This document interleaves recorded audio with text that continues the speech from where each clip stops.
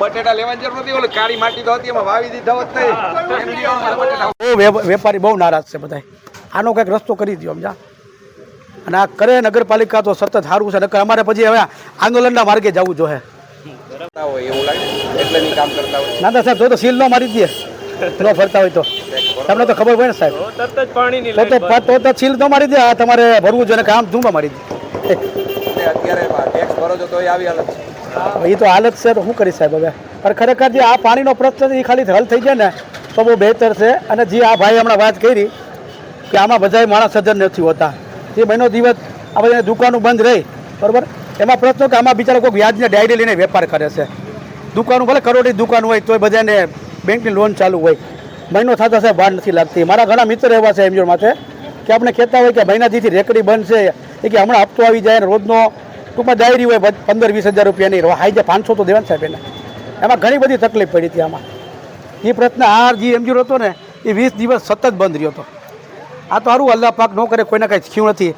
તો કોઈને કાંઈ થયું હોત તો એમ્બ્યુલન્સનો કંઈ રસ્તો નહોતો કે 108થી ઘરી અગે, તો આ રસ્તો બંધ, આ ગલી બંધ, ઓલી ગલી બંધ, ઓલી ગલી બંધ. એટલે આ બધા માણસો તો રહે જ છે, આ રહેણાંક વિસ્તાર જ છે, માણસો રહે જ છે. તો કાંઈ બની ગયું દાખલા તરીકે અને 108ની જરૂર પડી હોત તો 108 આવત ક્યાંથી? એટલે ખાટલામાં લઈ જત તોય મેનો પડે, કેમ કે હાલે એમ જ નહોતું. ગારો કીચડ એટલી વસ્તુ હતી કે કદાચ મારા હાલતા હાલતા પડી જતા હતા. તો આ તો કેમ છે બધું લઈ જાવ, બહુ અઘરું કામ હતું. પણ એમ હતું કે સાહેબે એમ કીધું હતું કે 15 દિવસમાં રોડ બનાવી દઈ. એને લગભગ 25-30 દિવસ થઈ ગયા. બન્યા પછી પેલા પ્રશ્ન તો ગટરનો હતો જ, ભાઈ બાંયધરી આપી હતી કે આ રોડ બન્યા પછી તમને ગટરનો સમસ્યા પૂરી થઈ જાય. હવે આ તો બધું ઉલટું થઈ ગયું. 5 દી રોડ બન્યા પછી અમુકના ગટરનો સમસ્યા વધી ગઈ છે. કે જે વસ્તુ કે જે આ તો તમે જોવો કે મારી દુકાનમાં તો સવારે પાણી આવી જાય જ્યારે નલ આવે, એટલે અમે તો વેપાર કરી શકતા જ નથી. અને 4 દિવસ પહેલાં જે આ રોડ બન્યો અને બીજા દિવસે અમે ઘરે સૂતા હતા અને પાણીની આ જે લાઈન હોય છલકાણી, એટલે મારો લગભગ 10,000 રૂપિયાનો માલ ખરાબ થઈ ગયો બરાબર. અને ખોખા હોય બરાબર, એને પાણી નીચે ગયો, બધો ઢૂંચો થઈ ગયો. એટલે એ બધું એના કોઈ કોઈને દેવાય મેં નહોતું સમજા. એટલે એ વસ્તુ એવા ઘણા પ્રશ્ન બન્યા.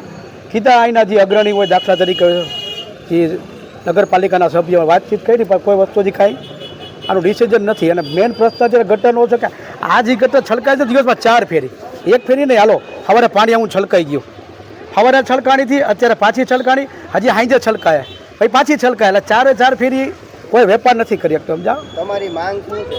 અમારી માંગ તો આ ઘણા બધા પ્રશ્ન કે આ જે ગટરનો પહેલો પ્રશ્ન ખાલી હલ થઈ જાય ને એ સારું. અત્યારે નાના મોટા વેપારીને બહુ હાલાકી પડે છે અને હાલવામાં તકલીફ પડે છે. અને જેટલા રોલ દરમિયાન તમે માનશો કે 20 થી 25 જણ તો પડી ગયા છે.